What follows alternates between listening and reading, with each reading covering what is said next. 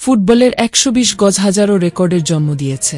তবে এমন কিছু রেকর্ডও আছে যেখানে জায়গা হয়নি কোনো কিংবদন্তির নাম। ফুটবল ইতিহাসে বিশ্বসেরা দলগুলো যে রেকর্ড গড়তে ব্যর্থ, এবার সেই মাইল ফলকের সামনেই দাঁড়িয়ে লিওনেল স্কালোনির তারুণ্যনির্ভর আর্জেন্টিনা।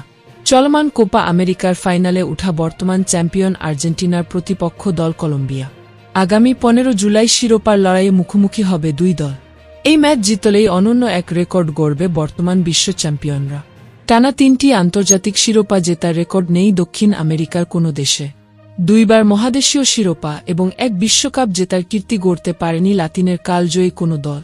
এমনকি ইউরোপের সর্বকালের সেরা দলগুলোও নিজেদের ধারাবাহিকতা ধরে রাখতে পারেনি। একমাত্র দেশ হিসেবে এই কৃতিত্ব আছে স্পেনের।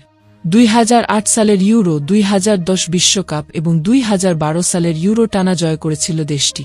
এবার আর্জেন্টিনার সামনে আছে সেই সুযোগ।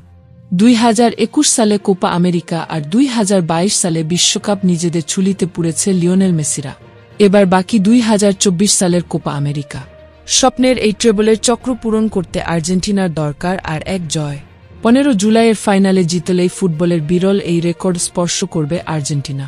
প্রিয় দর্শক, আর্জেন্টিনা কি পারবে ফাইনালে জিতে এই বিরল রেকর্ড গড়তে?